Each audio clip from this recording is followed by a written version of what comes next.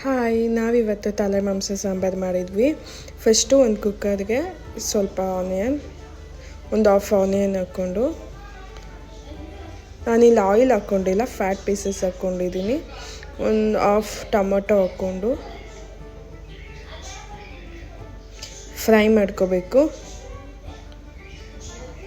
ಇದು ಚೆನ್ನಾಗಿ ಫ್ರೈ ಮಾಡ್ಕೊಂಡಿದ್ದಾದಮೇಲೆ ಸ್ವಲ್ಪ ಕರಿಬೇವು ಹಾಕ್ಕೊಂಡು ಮಟನ್ನ ಚೆನ್ನಾಗಿ ತೊಳ್ಕೊಂಡು ಹಾಕ್ಕೊಳ್ತಾ ಇದ್ದೀನಿ.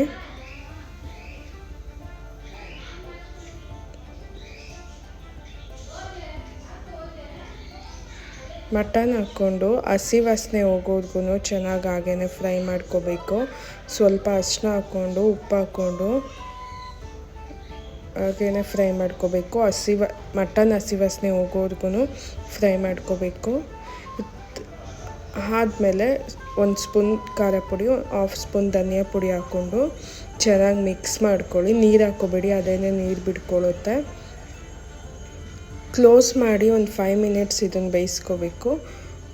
ಒಂದು ಪ್ಯಾನ್ಗೆ ಗಸಗಸೆ, ಚಕ್ಕೆ, ಜೀರಿಗೆ, ಲವಂಗ, ಮೆಣಸು, ಕಸ್ತೂರಿ ಮೇಥಿ ಹಾಕ್ಕೊಂಡಿದ್ದೀನಿ. ಸ್ವಲ್ಪ ಒಂದು 4 ಹಸಿರುಮೆಣ್ಸಿನ್ಕಾಯಿ ಹಾಕ್ಕೊಂಡು, ಬೆಳ್ಳುಳ್ಳಿ ಹಾಕ್ಕೊಂಡಿದ್ದೀನಿ, ಶುಂಠಿ ಹಾಕ್ಕೊಂಡು, ಒಂದು ಹಾಫ್ ಆನಿಯನ್ ಹಾಕ್ಕೊಂಡು ಸ್ವಲ್ಪ ಫ್ರೈ ಮಾಡಿಕೊಂಡು